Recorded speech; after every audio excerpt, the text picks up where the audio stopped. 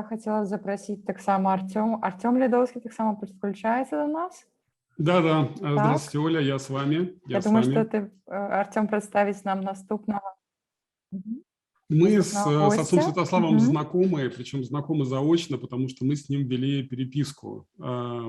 Это именно отец Святослав открыл передо мной мир старых белорусских диаспор в Австралии и познакомил меня с теми людьми, которые в конце 40-х и в начале 50-х годов создавали белорусские сообщества на восточном побережье Австралии, в Аделаиде и у нас в Западной Австралии. Отец Святослав, вы не могли бы включить свой микрофон? Да, спасибо большое.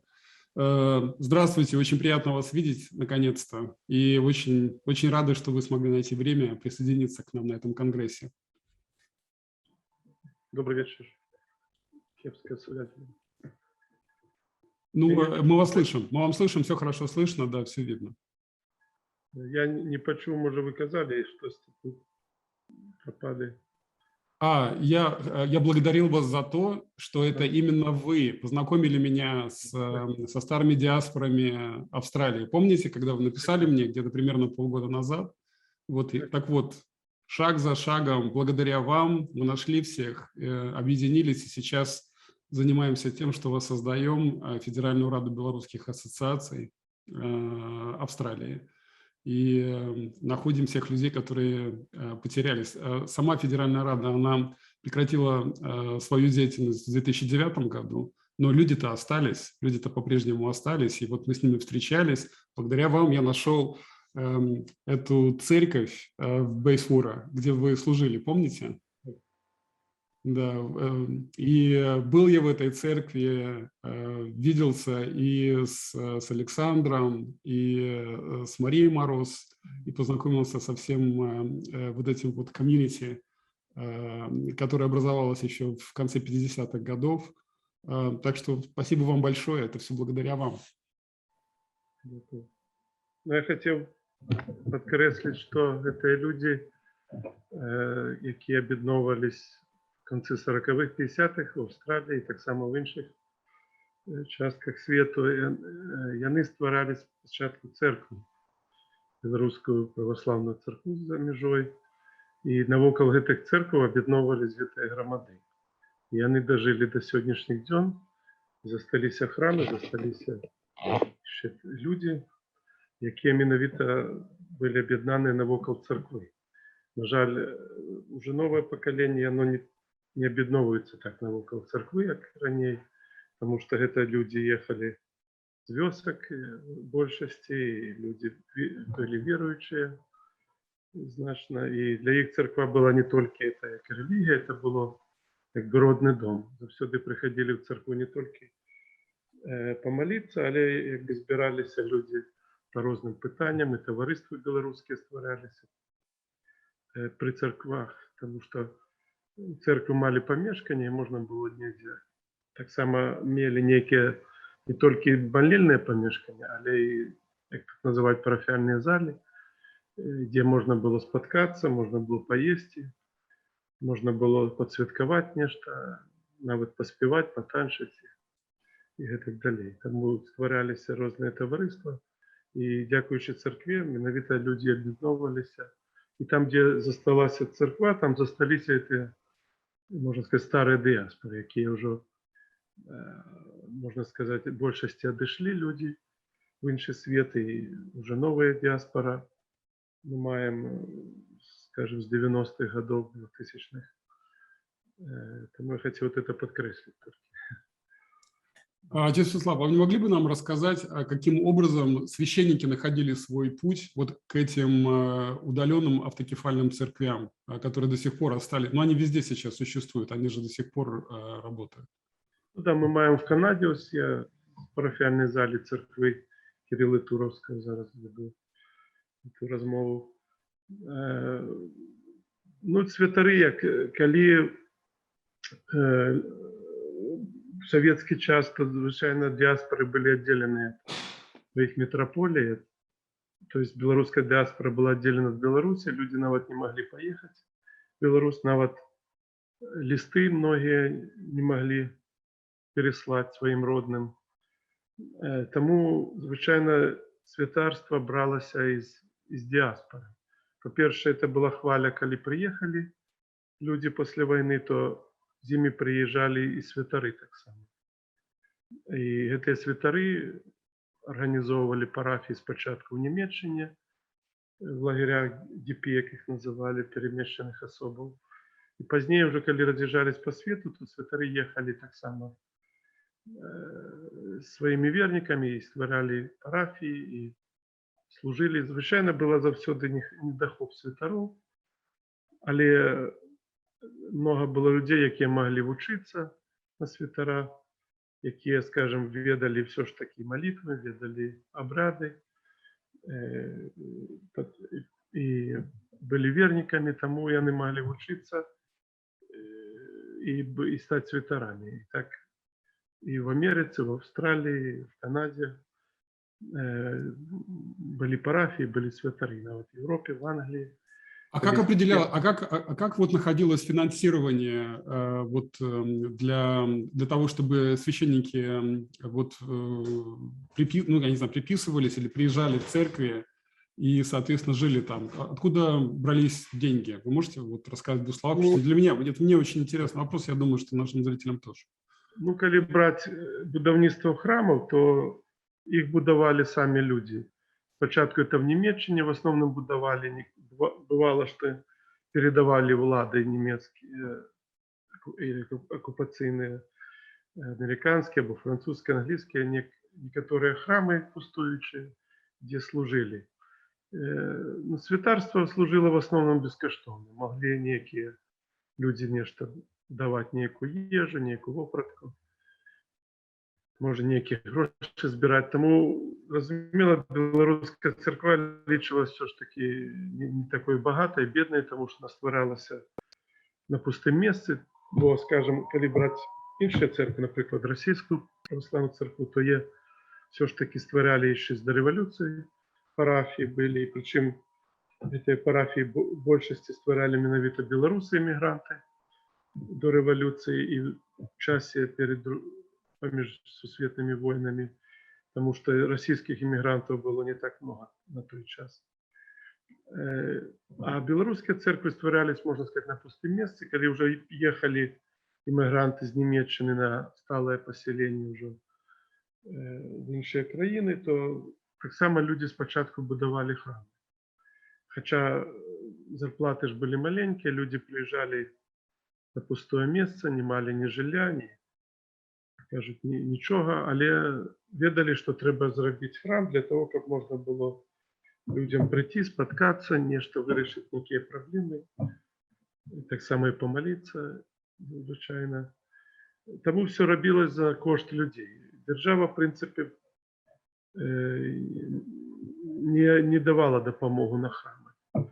Потому что это же как бы, сами сообщества давали, сами сообщества испытывали необходимость в том, чтобы не просто была церковь, а чтобы была церковь со священником, чтобы службы проводились, чтобы собираться там на воскресенье, по праздникам, службы проводить. И, соответственно, это была задача самих сообществ найти там эти деньги, связаться с церковью и попросить, чтобы прислали священника, правда? Так, прислали, это тяжко сказать, в основном находили некого белоруса, який мог идти учиться, коли не было святара. И, скажем, в этой парафии был такий владыка Миколай Мацукевич, его светское имя Михаил, коли он в 52-м году приехал сюда и поехал одразу учиться. Тут была уже семинария украинская в Виннипеге, еще до войны. И там он, поучившись, приехал с 54 года, почались сталые службы. Таким чином парафия замела святара, и он амаль полстагоддзя прослужил в этом храме. То есть святаров так было вельми обмежовано таких людей, які все ж таки ставали святарами, тому що це було таке ахвірування себе громаді релігійної, людям. І в основному святари нічого не отримували, вони мали, звичайно, ще помимо служби, ще працю ніяку. на якую ходили уже в будние дни, как бы ну, прожить, можно сказать. Потому что церква все ж таки не такая была великая белорусская. Так само много белорусов шло не только в белорусскую церкву, а в іншие храмы, там, украинскую, российскую, польский костел, скажем, многие шли, кто был католик, были и протестанты. Тому якби сама білоруська церква була невелика, але вона потрібна була. Тому її, так як і тепер, скажем, вона не є велика по кількості, скажем, вірників, але вона вельми потрібна. Как культура, да, как место для белорусских сообществ. Я прекрасно понимаю, о чем вы говорите. Да, вот в Австралии, несмотря на небольшую белорусскую общину, 3 церкви. Вот в Мельбурне, подождите, а ведь вроде бы же еще в Сиднее была, да, церковь, или я ошибаюсь? Я думаю, не было само, белорусской не было церкви, там только громада. То есть это Мельбурн, Аделаида и Перт, да? Так, 3 парафії. Ну, ось це правдиво, вельми добре. Вибачайте. Ой, можно еще вопрос задам такой?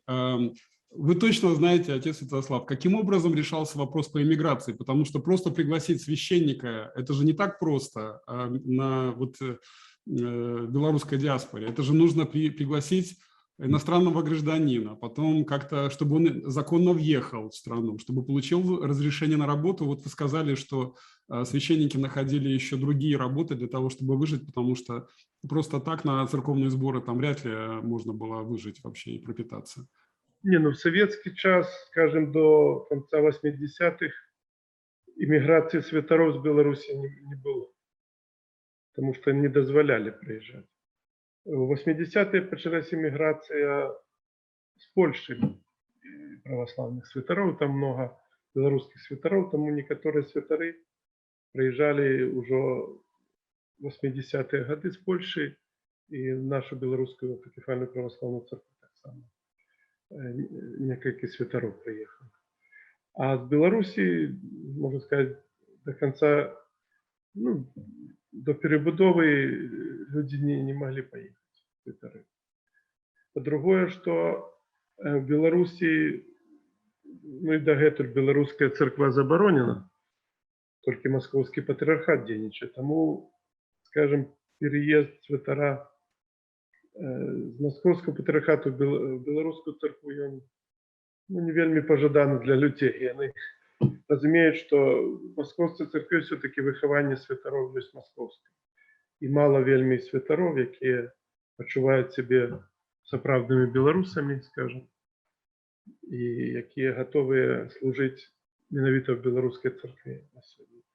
Потому что это и брак информации, и просто люди не ведают, что это за церква там за межой. И я коли сустракаўся с святарами, скажем, еще там 10-15 годов тому в Беларуси, то они просто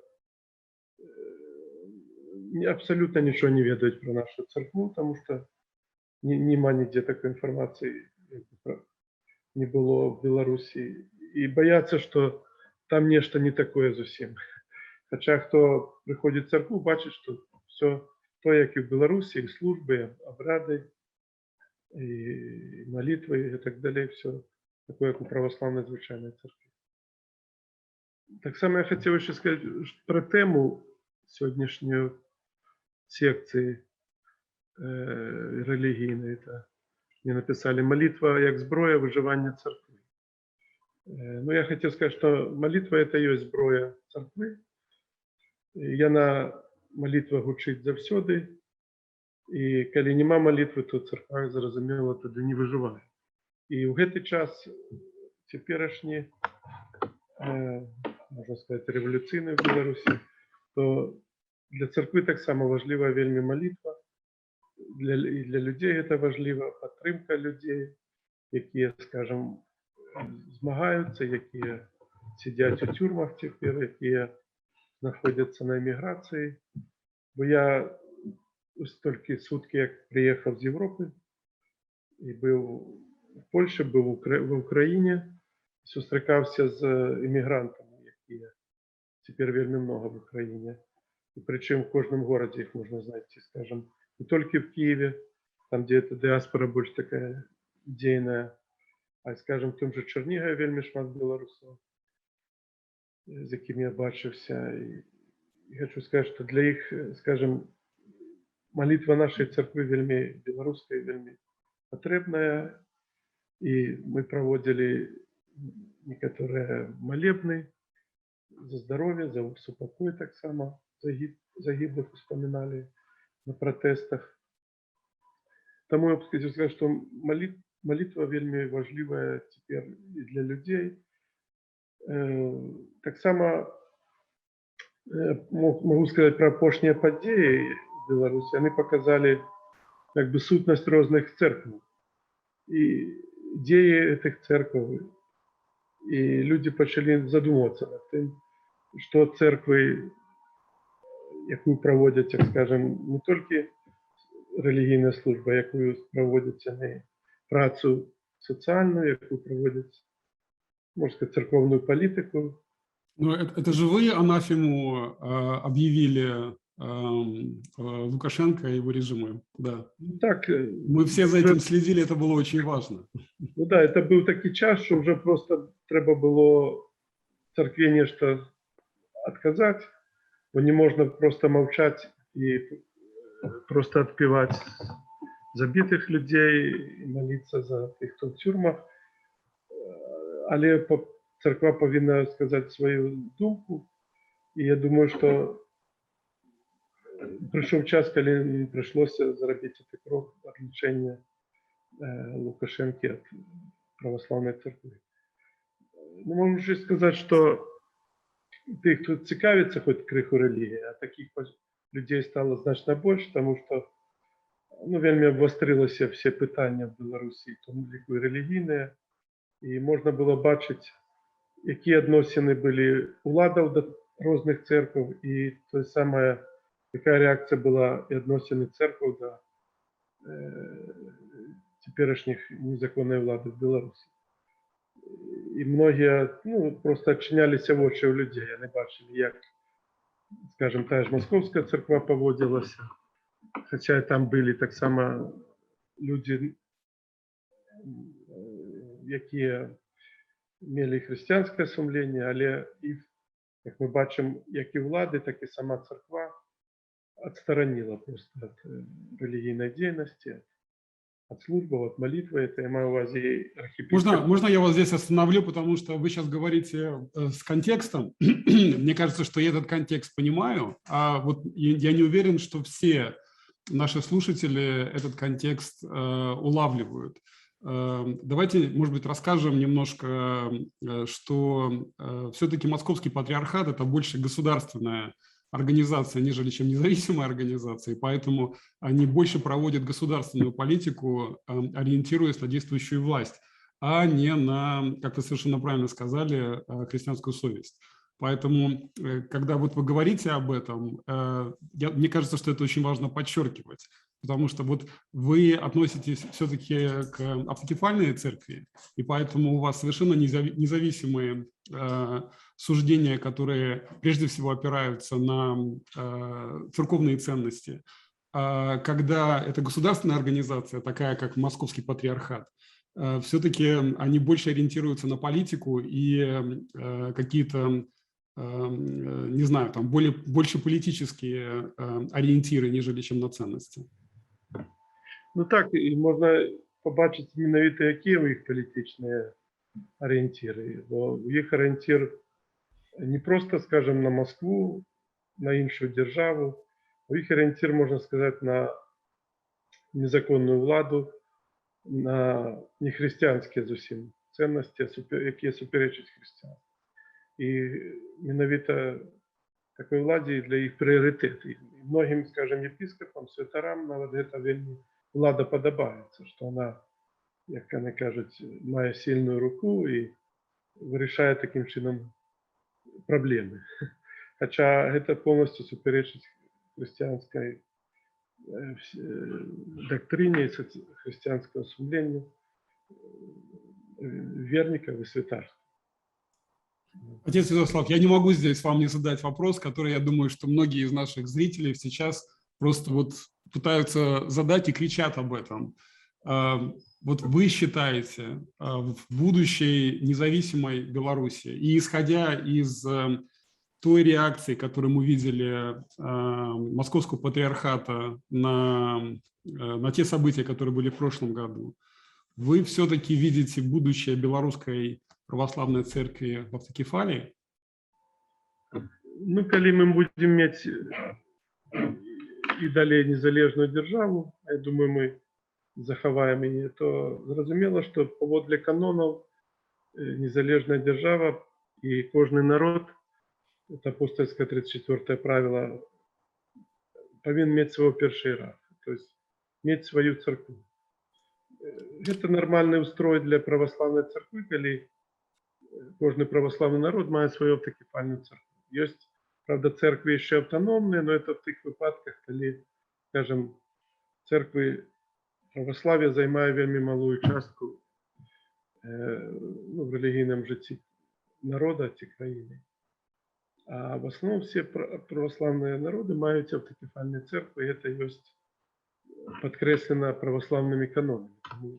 Так как мы живем по законам церковным, по канонам, то мы повинны это иметь. И сама история показывает, что все народы, все православные церкви домогались автокефалии. Хтось это домогался, скажем, нават сотни годов, там болгарская церква, сербская, по 8 стагоддзяў этого домогались.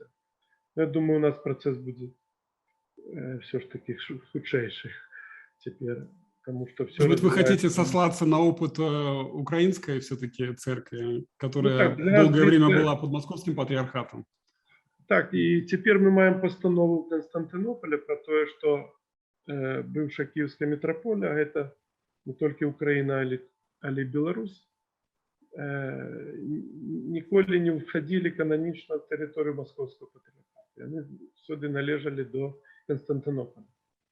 И таким чином это есть подстава для того, как мы, как Беларусь не была духовно под Москвой, церква православная, а все ж таки належала до Вселенского православия, и Вселенское православие, как мы бачим, надало автокефалію Україні. И таким чином так само ранее была надана автокефалія Польши, как часть Киевской митрополии. И засталась только Беларусь, которая повинна поводле этих постанов. Эти постановы были вельми часто. Ранее они были 100 годов тому, про то, что так само Беларусь належит до Вселенского Константинопольского патриархата. И я думаю, что мы будем частью Вселенского православия незалежно. Тем паче, что мы маем историю свою церковную, коли все ж таки мы отрымали православие ранее за Московскую церкву, ранее за территорию теперешней России. И тому мы канонично, мы ее старшие все ж таки, и не можем просто належать до Московского патриархата. Тому наша історія вельми близька до Київської церкви. Ми вітали це надання Томасу про автокефалію в Україні. Це було вже більше 2 років тому. Я думаю, що прийде час, коли так само і Білорусь буде мати Томас від Константинополя, який, до речі, не має сама Росія цього Томаса. Вона сама себе провозгласила автокефалію, але Томасу так і не був наданий. Тому, можливо, що частка Росії буде підпорядковуватися білоруській церкві, тому що територія, яка не належить Московському патріархату, включає так само, наприклад, Смоленську єпархію, яка належала до князства Литовського і так далі. То есть подстава нават до повернення наших канонічних національних землів, які тепер належать до Росії. Коли так брати церковно-політично. Дзякуй, отец Святослав, сапраўды гэта вельмі павязана, хоць царква і дзяржава як бы афіцыйна не з'яднаныя цяпер ні ў Беларусі, ні нібыта ў Расіі, напрыклад, аднак праз марскоўскі патрыархат мы бачым гэты ўплыў. І сапраўды гэта вельмі такая небяспечная рэч. Ну і сапраўды, калі па-хрысціянску, згодна з хрысціянскімі каштоўнасцямі, гвалт мусіць асуджацца, то гэта, ну, такое як бы абавязак, напэўна, нават людзей царквы таксама выступаць супраць гвалту, так? То бок гэта такое, і гэта і грамадзянскі абавязак, і, напэўна, хрысціянскі. Я б хацела звярнуць увагу на такі момант. Вось з самага пачатку мы казалі таксама пра яднанне дыяспоры вакол царквы. Я таксама гэта заўважаю. Я жыву ў Бразіліі. Тут, на жаль, беларуская дыяспора, вось мы ніяк не можам знайсці нашу старую беларускую дыяспору. Мы ведаем, што міграцыя была дакладна, але звесткі, якія ў нас ёсць, што яна збольшага асімілавалася і нават не толькі проста асімілявалася ў бразільцаў, а таксама злучылася з польскай, з украінскай і гэтак далей. І вось менавіта я так мяркую, што гэта звязана ў тым ліку і з тым, што нацыянальная самасвядомасць была ў беларусаў у той час, калі эмігравалі яны у Бразілію, можа быць, не такой моцнай, як у суседніх народаў, можа быць, колькасць была меншай, але таксама я бачу, што ва ўкраінцаў, напрыклад, такой праблемы няма ў Бразіліі, таму што якраз і украінская, і польская, дарэчы, дыяспоры, яны вельмі моцныя, старыя, ім больш за 100 гадоў, і яны гуртуюцца менавіта вакол царквы. І ў Бразіліі вельмі шмат, я вывучаю архітэктуру таксама тут, і якраз традыцыйная архітэктура украінская ў Бразіліі, яна вельмі моцна звязана менавіта з будаўніцтвам цэркваў. То бок усе гэтыя супольнасці яны адразу будавалі цэрквы. І я спачатку трохі заблыталася ў Арцёмавым прадстаўленні вас, таму што я зразумела, што вы пазнаёмілі яго са старой дыяспорай ў Аўстраліі, і я нешта падумала, што вы таксама з Аўстраліі, але мне патлумачылі, што вы ў Канадзе, але вы былі ў вандроўцы ў Аўстраліі ў сярэдзіне 10-х гадоў, калі я правільна зразумела.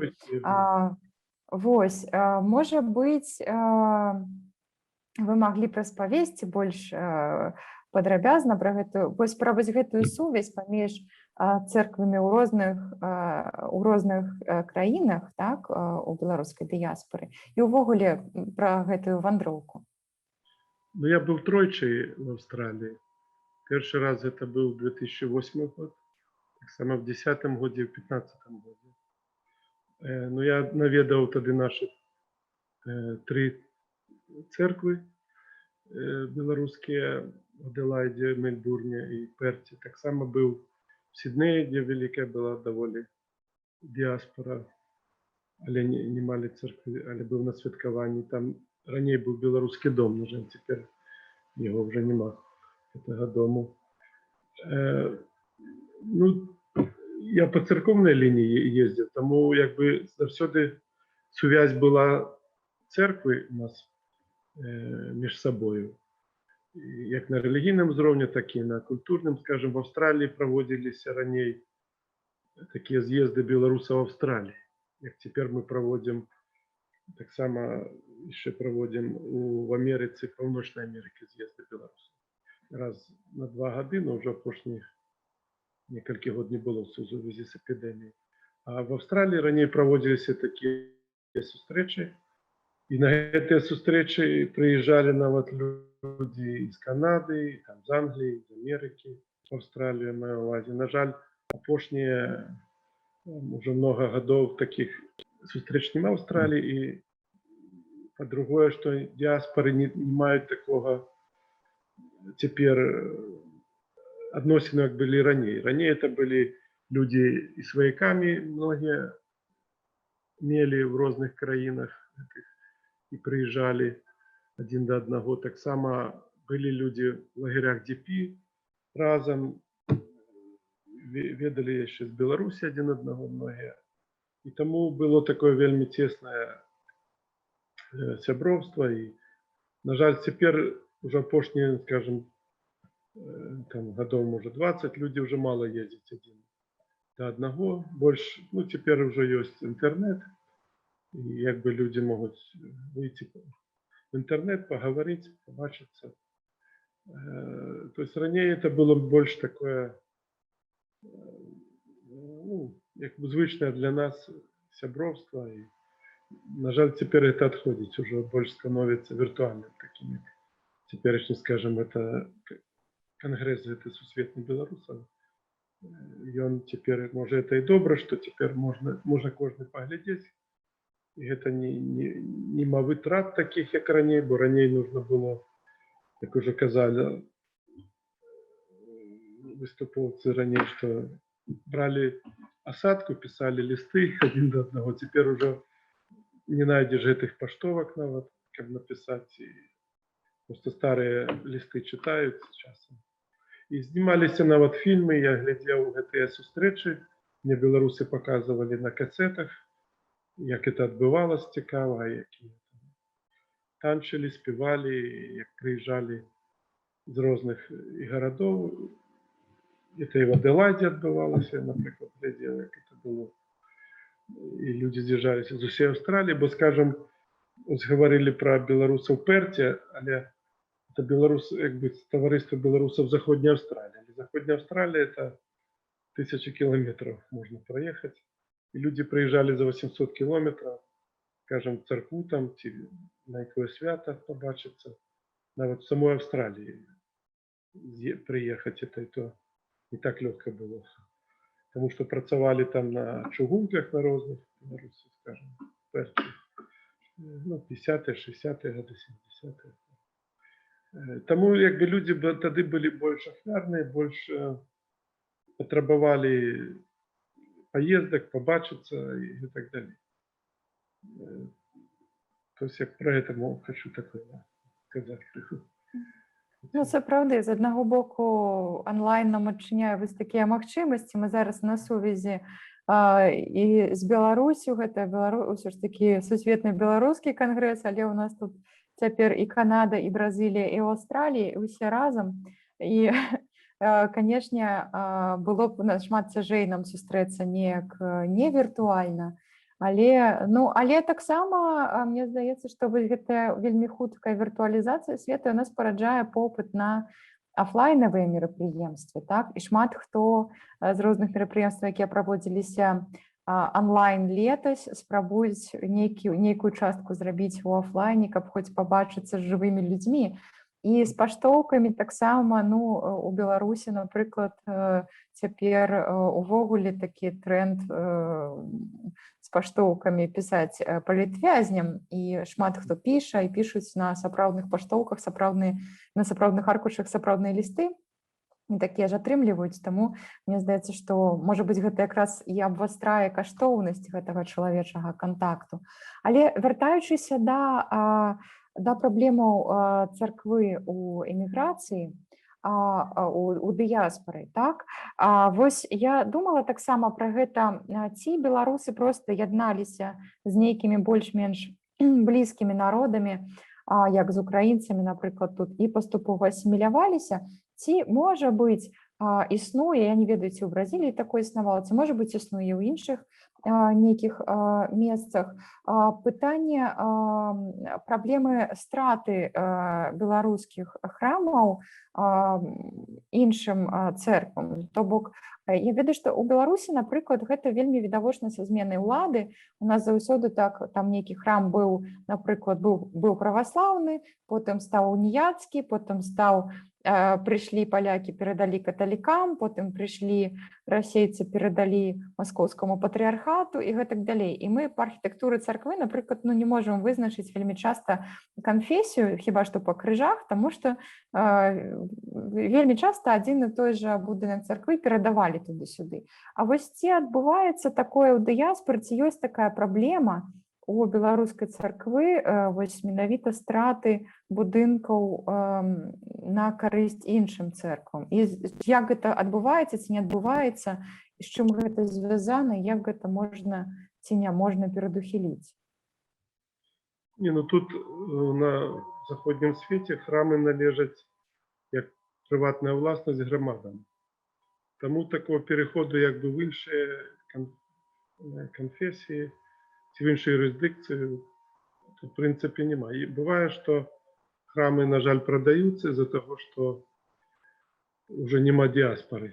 Скажем, як в Німеччині було около 10 храмів в лагерях, де пели, коли люди роз'їхалися по світу, то ті храми припинили існування. То саме було кілька храмів, скажем, храм в Бельгії, при Лювенському університеті нашої Білоруської автокефальної православної церкви до 1984 року. Він зачинився, тому що буває, що помирає святар, і нема вже ні святара, нема вірників. І так само некоторі храми у нас були в Нью-Джерсі, один храм на півдні Нью-Джерсі, де вже не було вірників, був проданий. Але в основному ми в храми стараємося. Так само в Англії було, що було 6 парафій, але так само люди пізніше з Англії з'їжджали.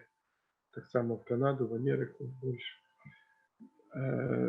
Так само зачинялися храми. Але такого, як, скажімо, перейняла ніяка інша церква, то у нас не було такого, як інша церква забрала, скажімо, храм. Тому що вони належать громадам, і коли громада повісти існування, просто цей храм може або передатися, або продатися ніякій іншій громаді. У нас було в Нью-Джерсі, що греки нам передали храм, продали храм, собі вони збудували новий, а в 1960-ті роки передали нам храм в Гален-Парку, штат Нью-Джерсі, в Сполучених Штатах. То ми набили, громада набула цей храм.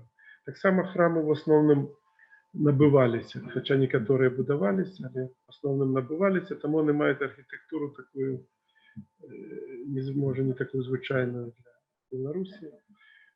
Так само ми маємо ще, хотів сказати, храми не тільки БПЦ православні, але є храми, які належать православної Білоруській Константинопольському патріархату.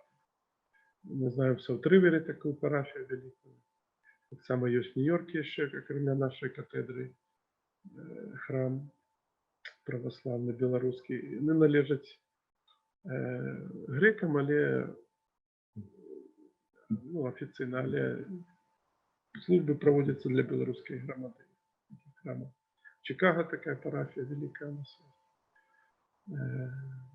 То есть здесь 5 парафій ми маємо по світу. Так само я мог сказати ще про вашу діаспору в Бразилії. Ну, саму діаспору в Бразилії мало у нас ніяких свідчень, а от, скажем, про Аргентину, сусідню з вами, то там була вельми велика білоруська громада. Є книга в нашій білоруській бібліотеці в парафії, ще не пам'ятаю яких годів, 70-х, здається, про діаспору в Аргентині, вельми велика. Вона була в основному 20-30-ті роки їхали люди на поселення в Аргентину. І там тільки біля Буенос-Айреса около 100 тисяч білорусів тоді було. І в самій столиці, і навокруг этих. На жаль, ні тоді не змогли створити після війни парафію білоруську. І така була вона більш така, можна, соціалістичного накерунку. Це діаспора, хоча була вельми велика, я не ведаю, як тепер ця діаспора. Ну, ви ведаеце, у нас, на жаль, таксама не дуже атрымалася ўсталяваць такі добры кантакт, менавіта таму, што яна нейкага сапраўды сацыялістычнага накірунку. І як бы мы спрабуем скантактавацца неяк з дыяспорай Аргентыне. Увогуле дзіўна, як так суседнія вялікія краіны і такі розны лёс беларускай дыяспоры, тому што мы ведаем, што у Бразылію таксама прыязджала шмат беларусаў у той самы час. Куды яны падзеліся? Чаму яны тут асіміляваліся, а там не? Вось гэта, напэўна, не ведаю. Можа, хтосьці калісьці даследуе, але пакуль не ведаю як.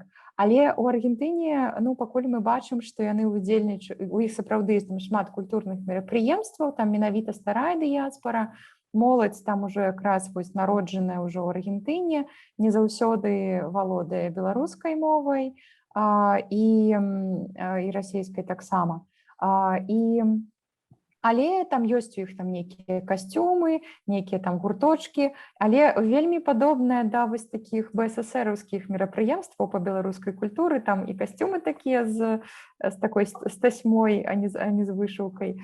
І таксама яны вось нават пасля падзеяў мінулага году і сёлета яны выходзяць на свае культурныя мерапрыемствы пад лукашэнкаўскім сцягам. І звычайна вось паказваюць, што яны, маўляў, па-за палітыкай, ну але мы ведаем, што па-за палітыкай зараз немагчыма знаходзіцца, і выносіць лукашэнкаўскі сцяг гэта таксама палітыка, гэта падтрымка прамая дыктатара. Не ведаю, ці гэта ад неабазнанасці, ці гэта ад нежадання, ці можа быць ад нежадання ведаць, ці гэта ад...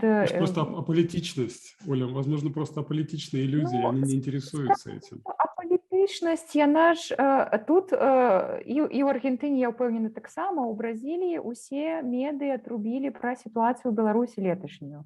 Усе ўжо, хто хацеў, даведаўся, а ў каго былі нейкія сувязі з Беларусю, усе бачылі чырвона-белыя сцягі, усе бачылі катаванні, усе бачылі, што дыктатар нелегітымны.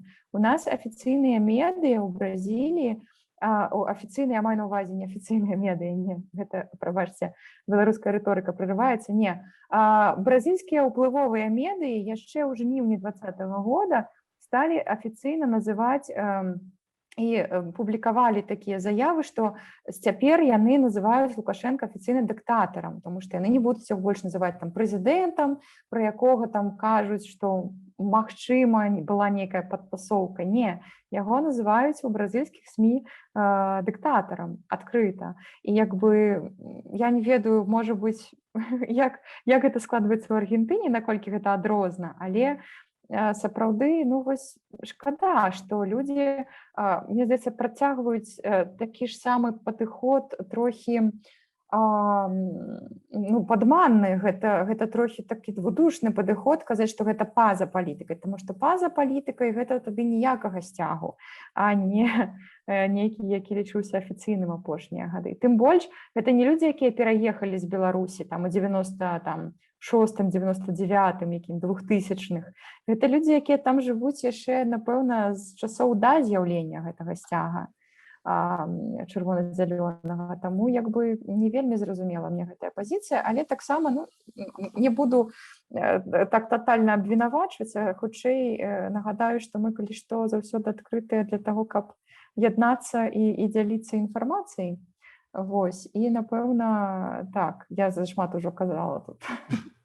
Да, отец Слав, если можно я вопрос небольшой задам, потому что у нас осталось не очень много времени уже. Мне кажется, два вопроса еще висят в воздухе, и нам нужно как-то вот, наверное, вернуться и рассказать нашим зрителям об этом. Первое, скажите, вот как вы считаете, что необходимо сделать, чтобы использовать вот этот вот подъем интереса к белорусской культуре, к белорусскому языку, ко всему белорусскому в мире, для того, чтобы восстановить значение Белорусской автокефальной церкви в белорусских сообществах по всему миру? И вот когда вы ответите на этот вопрос, я еще один вопрос хитрый задам. Ну, тяжко сказать, как это зробить, потому что, бачите, меняются часы, меняются люди. И теперешняя диаспора, новая, особливо пошня, она, можна сказати, що малорелігійна, вельми малий відсоток людей, які цікавляться релігією, на жаль. Але серед їх все ж таки є люди молоді, які цікавляться. І я думаю, що повинна бути ніяка релігійна освіта людей. Більше церква повинна, кожна парафія проводити ніякі такі недільні школи. Повинна бути релігійна освіта не тільки релігії самої, але історії церкви, так само якби церковної політики, яку вона проводить, соціальної політики. Допомагати людям повинна. Ну, церква завсюди в міграції допомагала людям. Люди приїжджали, їм там ніде було заночувати, не могли прийти там в церкву, скажем, ці до вірників.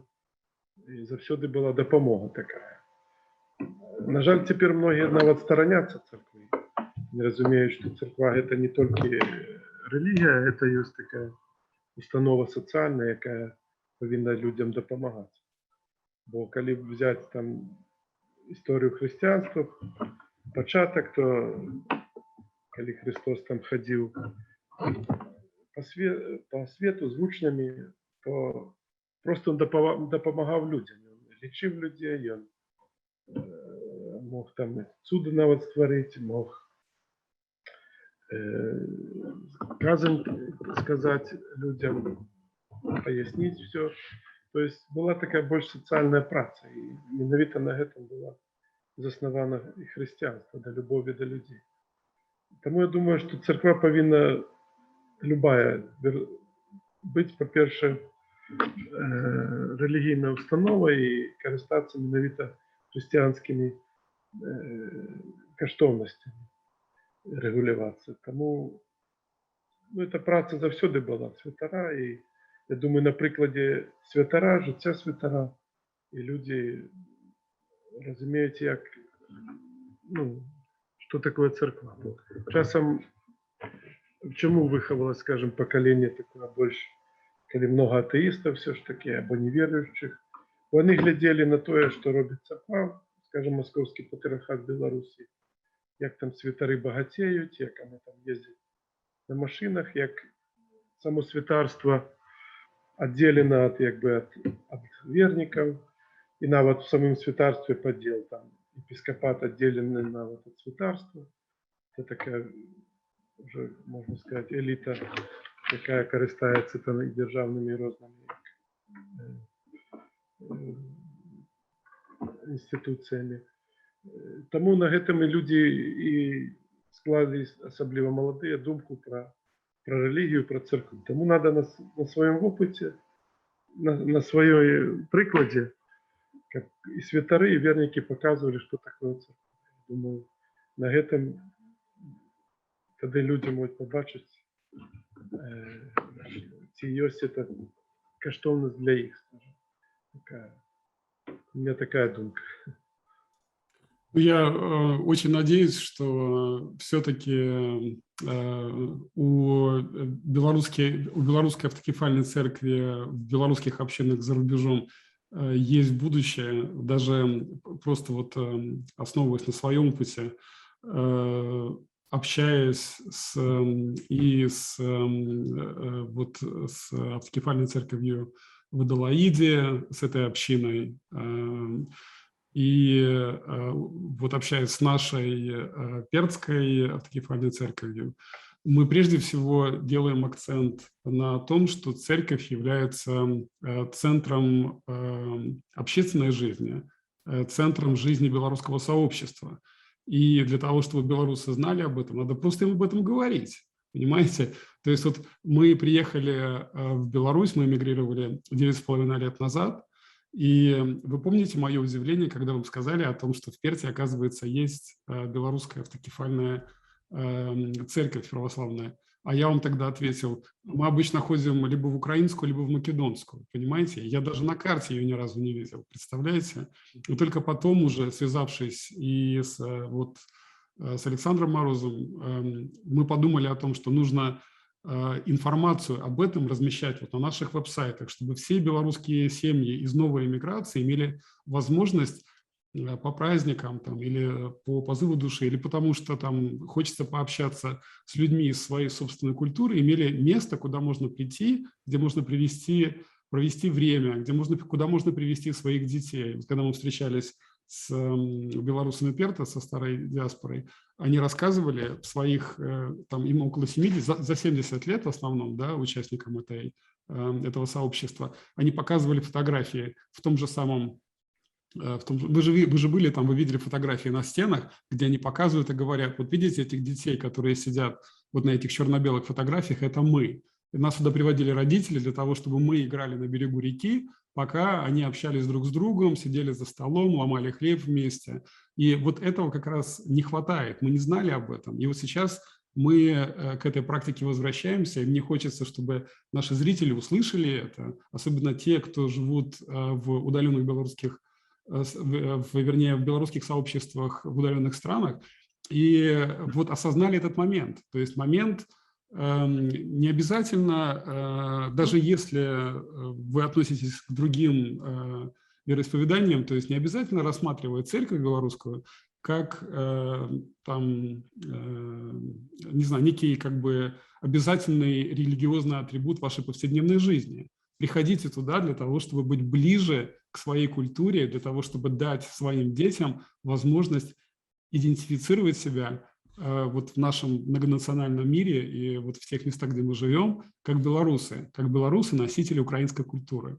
Мне кажется, что это очень важно, и вот то, что вы сказали, вот я хочу просто развернуть немножко и направить это в позитивную сторону и сказать: друзья, давайте искать белорусские церкви в своих сообществах, давайте размещать об этом информацию на наших сайтах наших белорусских диаспор, и давайте расценивать, вернее, давайте рассматривать вот эти белорусские церкви, иногда, кстати, заброшенные, как места, где мы можем все собираться, куда мы можем приводить детей, где мы можем рассказывать вот эти замечательные истории, о которых вы рассказали нам сегодня, потому что эти истории, например, для меня было очень много из того, что вы сегодня рассказали, для меня было открытием, я не знал об этом, я вот просто не знал об этом. Откуда я об этом узнаю, кроме как от вас? То есть вы единственный носитель этого знания, и если вы не расскажете нам, мы не расскажем своим детям, эти знания будут потеряны. Это же, конечно, страшная потеря. Это таким образом теряется культура. Вот, и я хотел бы сейчас, у нас буквально осталось вот 4 минутки, вы говорили, что основным механизмом, основным инструментом консолидации общества для белорусской церкви является молитва. Вы не могли бы еще несколько слов сказать об этом, потому что мне хочется, чтобы мы вернулись вот к этому посланию всем белорусам мира, какая сила стоит за белорусской молитвой, и дайте совет, где найти это место, где найти вот это чувство, которое вы вселяете молитвой в людей, когда они проходят через трудные периоды своей жизни. Я думаю, что все белорусы сейчас находятся в таком состоянии. Мы сегодня еще очень много будем об этом говорить. Спасибо. Я хотел сказать, что молитва, она дает человеку именно духовную силу. Бывает, что человек в неком отчаянии, и он не может, скажем, не ведая, что робить. А молитва, когда он начинает читать молитву, то как бы Господь наставляет человека, его душу, его сердце, и тогда человек как бы робить верный выбор. Бо, скажем, все випадки життя в Біблії не описані. Але коли ми вивчаємо релігію, то Господь наставляє нас, як ми в кожному випадку змогли зробити вірний вибір. Менавіта молитва до этого нас веде. Так само я хотел сказать, что молитва по-белоруску, еще апостол Павел сказал, что лепей сказать несколько слов народной, на зразумелой мове, чем 100 слов на незразумелой. Потому что молитва повинна наставлять человека, и когда он на своей родной мове это робит, то он больше для его это зразумело, и больше это, скажем, и эта история, это его продки, які молились, які розмовляли ігоною мовою. Тому мова это так само носій нашої культури, і без її так само немагчыма молитва. Просто выговорить молитву. Але когда ты выговоришь это с разумением, то это как молились не только в устные, але и сердцем человек молится. Тогда это приводит. Хотел еще сказать, что белорусы могут створять миграции на вот парафии белорусской церкви, когда они захочут, когда есть достаточная колькость людей. Мы маем теперь в Беларуси 5 святаров, нават маем парафію, маем громади не зарегистрированные, на жаль. Але маем дзейнасць, маем молитву. На жаль, повинен был присутнічаць на семинарии это наш святар отец Леонид Акович. Я не бачу, где он присутнічае, тому хотел, каб он сказал с Беларуси, мог сказать. Я размовляю с святарами з Беларуси часто и переписку ведем, и розмови, то яны менавіта говорять, що молитва менавіта допомагає їм, допомагає людям, які тепер у складних становищах.